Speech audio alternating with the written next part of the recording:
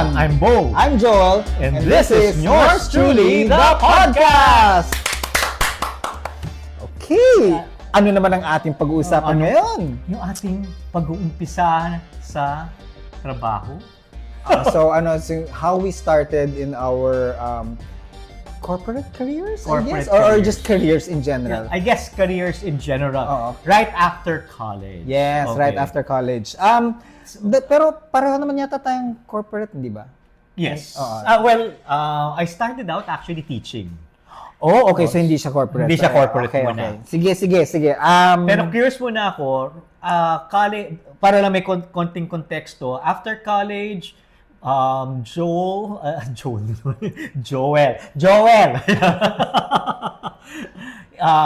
In terms of sexual identity, okay. So when I graduated, nung fourth year college, nag-out ako sa isang friend lang. okay. So you weren't out in college. Okay. Yeah, as in sorry, mali, dalawa pala. Nung You were out to two people. nung matatapos na yung fourth year ko, umamin ako sa aking crush. Ay, ang tapang. Oo, tapos nireject niya ako. So nung mag-graduate na ako, kinuwento ko sa aking best friend who was a girl kasi heartbroken ako yon. So doon ako nag-out sa dalawa nung college. So nung after college, when I first started working, yung first job ko was actually in the Cultural Center of the Philippines. Siguro I took mga like 6 You were months a off. cultural dancer? No, I'm a cultural center. Char. Because your course was Communication arts. And I wanted, actually, kaya nga siguro 6 months ako na walang naghahanap ng trabaho.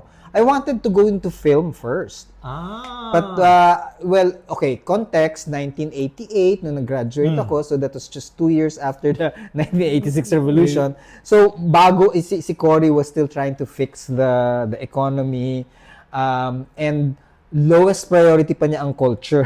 Yeah, that's true. Oo.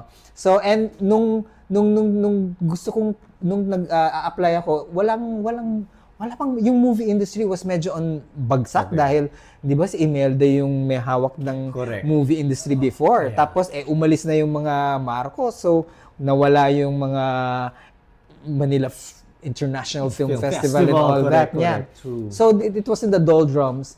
Ang meron lang yung TV, but like ABS, parang ang dami na nandoon. So wala akong maharap na trabaho. Buti na lang, yung aking, yung moderator sa theater company sa college said, merong opening sa CCP for yung kanilang theater arts department. So, Okay. connected pa rin in a sense. Oh, na, yeah. yung mga theater programs ng CCP. It has to be managed. It has to be managed. So kami yung office na managing those activities. Meron din syempre for dance, meron din even for performing arts, dance, music, theater, meron din sa visual arts. So meron pa sa films. Because may galleries sila. Meron pa. So may mga iba-ibang department. So nandoon na ka sa theater. And at that time, CCP, di ba, you'd think na all these gay people in the arts. But no, naka-closet ako. Pero, yung aking boss ko, si Nonon Padilla, was an out gay man. Yung lahat ng mga boss namin, mga buddy. Yun. Pero, bakit ka nasa closet? I think at that time, I just didn't know lang parang how to I didn't feel comfortable coming out pa muna. And it was only after, 2.5 years yata ako sa CCP, it was only nung paalis na ako na I realized na parang I should have just come out. Umpisa pa lang ng ganyan. Masaya na. Instead of, having to yung keep up this facade. Yeah. But naisip ko rin nga yun, parang why don't I just come out? Kaya lang parang it seemed so tedious to come out when everyone who's worked with you na and naka 2 years na ako doon . So I knew everyone that needed to be like na kailangan makilala. So it felt so tedious parang to have to come out pa. So, I vowed to myself na when I moved to another company, I would be out. So, my next company, which was a radio station, Hindi ko alam yan. hindi, Okay. sandali lang yun. Sandali lang yun. Kasi less than a year pa. It was really, it was really basically setting up yung Radio Veritas, hindi ba, after nung because of revolution, the- bagsak, hindi ba? So, they had to revive Radio Veritas, and it was first revived as a news station in the morning, and then sa gabi yung mga pare. Wow. Ganun yun eh. So nung na-establish na yung bagong Radio Veritas, umalis na ako, punta na ako sa advertising. So Ilang months ka lang doon?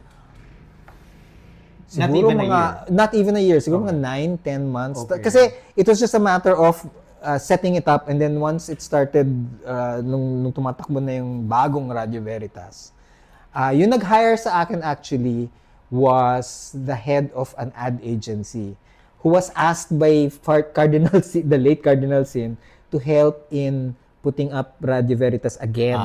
So nung tumatakbo na yung Radio Veritas, this guy said, okay na yung Radio Veritas, gusto mong sumali sa ad agency ko? Nice. Okay. So doon ako lumipat sa Okay. yan. Pero, did you come out during that time? Sa Radio Veritas, Radio Veritas? sa Veritas.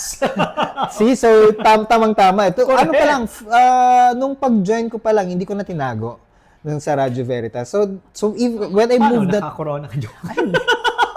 naka-gown ako na No, but I would tell nung nag-umpisa kami, setting it up, we were like 5 people. Okay, very intimate group. Very intimate group. Tapos nung palaki ng palaki, nung 5 na yun, alam na nila, no? So nung palaki na ng palaki, wala na akong tinatago, and alam naman ng iba. So Pero paano nila nalaman? Paano nila? I told Inassume na them. lang nila? Just told them. yung 5 na Oh, yan? yung 5 na Yeah, yan. oo. Okay. No, besides, 2 of them were from, my 2 of them kasi nakasama ko nung nasa college in the theater company nung college. So nung nag-out ako sa kanila, parang Debo said, well, kinda alam na namin. It's about Ayun. So it was not a surprise for them. So Okay. so kaya nung dumami yung sa Radio Veritas, it was just a very easy.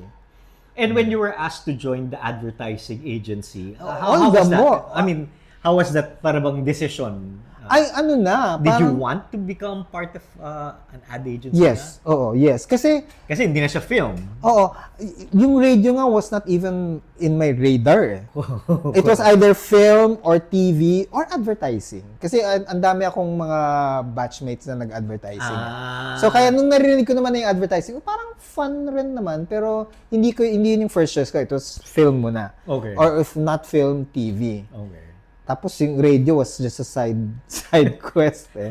Isang kembot lang. Oo. Side kembot. Okay. Yan. Tapos bumalik ka na in advertising. And advertise. So it was very easy. Yan. And then, yan, I was out na the whole time in advertising and tuloy-tuloy na yan. Okay. Well, pareho tayo because eventually, my first corporate work was, corporate job was advertising. But before that, ako naman in terms of... Nagtuturo ka, sabi mo, nagturo di ba? ko. So, college, I was out to my friends. Kumbaga, I was eventually really High school pa lang, out ka na eh. Hindi, pero may weird lang na portion in my life in college when I started in UP na hindi muna ako nag-out kaagad. So Nagkaroon ako from ng high ganung- school, From high school out, quiet ka muna. quiet muna, naligaw-ligaw pa na babae. Pero eventually after, but after that, pero ano lang yun, very short-lived. One sem lang, to be exact. And then after that, I decided to come out na. Yan. So, What made you parang hesitate to come out? because coming from a same-sex school, ayun na, gamit ko na yun. Coming from a same-sex school, a part of me was thinking na baka this is just a phase. I have to admit that I went through okay. that. Na now that I'm going to be exposed to girls, to women, baka naman Becky naman! Becky na gustuhan ko. But no, Becky naman! Pero babalik sa Becky. Yeah, but I wanted to give myself that chance na, yeah, surrounded by women na rin, baka naman One sem lang. Concept lang. Hindi, nakakatawa pa talaga. So, I was really in the closet and then talagang I zeroed in on a girl na, yan, pretty to, gusto ko to, yan, blackmate ko. So, I tried. I tried to confess and express my feelings. Busted ka agad. Siguro, alam niya, siya pa lang te, hindi ako gusto mo. Alam ko na. Pero she was very nice. She just said that she was not attracted to me. Yan. Eventually, she was attracted to the Lord. Oh, puste pala siya. But she got married, had kids. Hindi. Well, ang alam ko hindi. She never got married. Yan. So, but nevertheless, para sa akin, yun Nahawa mo! Tsaka yun yung sign sa akin na, o yan, Lord, pinagbigyan ko, sumubok ako, Nabasted ka lang ng once. Siguro yun yung sabi ni Lord, bilis-bilis mo na mo. Nabasted ka lang once? Oo, agad? Obviously, Bakla na agad? gusto ko talaga maging Bex. Yun, so I embraced it. And then I even came out to my family na, etc. Ay, ang aga. Oo, yeah, first year. Never came out Yeah. to my family. So, that would be another discussion. Yeah. So, fast forward, graduation. Ako naman, I graduated 1986 exactly during People Power. Kaya kami yung batch na katatapos lang ng People Power and Cory Aquino was the one who delivered the speech. Kaya, talagang ang euphoria, saya-saya. But, getting into, para bang gusto ko munang magturo. Yeah, Okay. alright. Why? Because I felt that I liked my course, psychology. I became very close to some of my eventual parang fellow teachers. And they were telling me, pwede ka naman. I think you're a natural teacher. And Same I enjoyed school it. kung saan ka nag-graduate, Yes, ka rin yes. nagturo. Okay. So I taught for 2 years psych. However, So college yung college, nagturo. yeah. I was teaching college. So I was an instructor. Walang student-teacher romance? Pupunta naman tayo dyan. Babalikan natin yan. Okay, sige. Yeah, I mean, of course, I had ethical principles. Hindi ko pwedeng patulan ng mga estudyante ko. Pero I have to admit na may mga crush ako mga estudyante. Crush lang naman eh. Wala nang problema yung crush. May iba naging close ako. Pero after the SEM na kami nagiging close. Ako wala akong problema sa mga after, yung hindi na kayo, wala nang teacher-student relationship. Correct. I mean, I respected that naman. But there was one na talagang crush ka and we became friends. But nevertheless, I was enjoying teaching, but I knew that I had to do graduate studies for me to stay longer in the academe. And ang taas ng pangarap ko, parang gusto ko talaga kung Headmaster. Kaya kung mag-graduate studies ako, gusto ko abroad. Okay. Gusto ko makakuha ng scholarship ng masters in, di ba? Ang pangarap ko talaga, MIT, Massachusetts Institute of Technology, di ba? Because the field that I got into, I was interested in was neuroscience. Yeah. Okay. Yeah, neuropsychology, etc. But, syempre, hindi ako nakakuha I didn't get in. And that became my sign. And mahilig ako sa ganun. Yung sign. Correct. Okay. That became my sign. I saw the sign. And it opened up my eyes. Yeah. That's an 80s song. 80s song. 80s song, yeah. By Ace of Base. Ace of Base. Correct. Anyway, so that became my sign to say na mukhang academe is not for me. Also, walang pera sa pagtuturo. Kaya sabi ko, I think I want to get into corporate. Well, unless ikaw magtayo ng sarili mong eskwelahan. Pero matagal pa yun. So yeah, corporate. I wanted to get into advertising because I had a sister who was already in advertising. Okay.